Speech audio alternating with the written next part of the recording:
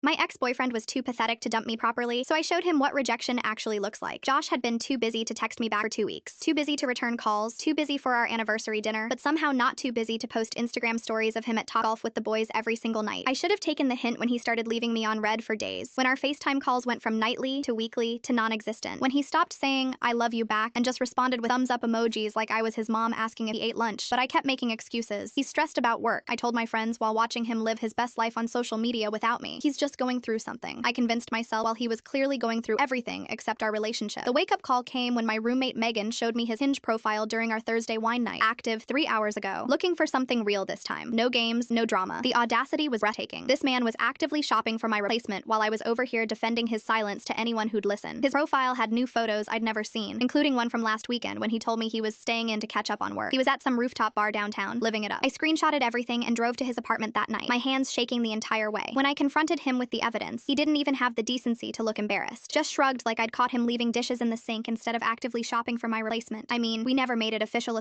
he said, sitting down on his couch like this was just a minor inconvenience. We'd been together 8 months. I had a spare toothbrush in his bathroom. "You're being dramatic," he said, when I pointed out I had a drawer at his place and his mom followed me on Instagram. I walked out, blocked him everywhere, and spent the next month actually enjoying being single again. I went out with friends without checking my phone every 5 minutes. I remembered what it felt like to not walk on eggshells around someone's mood. Then karma handed me the perfect opportunity. My friend Paige works at Techlo, this hot startup Josh had been obsessing over since college. She mentioned they were hiring for a senior developer position, literally his dream job. Here's what Josh never knew. While he was busy playing games, I'd been grinding. Night classes, certifications, building a portfolio that would make most senior developers jealous. Josh knew I worked in tech, but always treated it like my little job compared to his serious career. When I got promoted last year, he said, "That's cool," and changed the subject to fantasy football. I applied that same day and nailed every interview round, got the offer, and started Monday. 3 days later, Paige texted, "Your ex just applied. Should I tell him you work here?" I told her to schedule his interview. Paige arranged for me to sit in on technical interviews as part of my onboarding process. Josh's interview was Thursday at 2 p.m. I wore my best blazer and sat at the conference table with the hiring manager, reviewing his resume like I'd never seen it. At 2:05, Josh walked into the conference room and saw me sitting there. The look on his face was absolutely priceless. His confident smile completely melted off his face as he stood there with his mouth open. "Josh," I said in my most professional voice, extending my hand. "Thank you for your interest in joining our team." He stammered through the worst interview in company history. Every technical question I asked, he fumbled. When I brought up mobile frameworks, he gave answers that were 3 years out of date. The best part was when I asked about challenging projects. Josh described debugging some legacy code that sounded like junior level work, not senior position material. I took detailed notes, nodding along like his mediocre explanation was fascinating. After 45 minutes of watching him crash and burn, our hiring manager asked for my thoughts. "I don't think he'd be a good cultural fit," I said carefully. "He lacks commitment and has trouble with clear communication. Based on his responses, I'm not confident he has the skills we need." 2 weeks later, a text from an unknown number. "Did you seriously cost me that job?" I left him on red and blocked the number. Sometimes the best rejection is just being better than them.